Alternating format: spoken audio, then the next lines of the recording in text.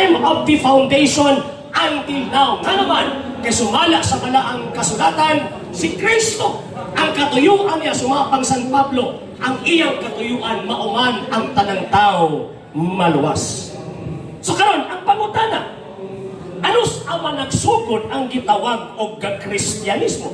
According to Cambridge biographical page 494, anus na nagsugod ang gitawag og Christian Church? Niya, the history of the Christian Church begins at this point with the Acts of the Apostles in the New Testament. Nagsugod, kanang giingon ni St. Matthew chapter 16 verse 18, nagsugod na ang iyang kasaysayan sa dihang mikaylap kini og nasulat kini sa Bagong Testamento, particularly kining gitawag og Acts of the Apostles.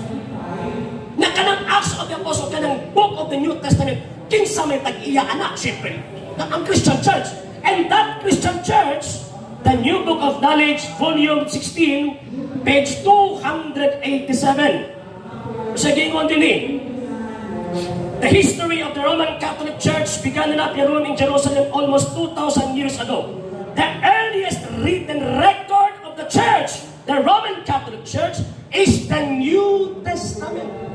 So nagsugod ang Kristyanismo na sulat sa Bagong Testamento, and that New Testament ang tag-iya ang Romano Katolikong Iglesia nga diin. Again, mauna ang Kristyanismo nga nagsugod ni anang maong panahon na. Next.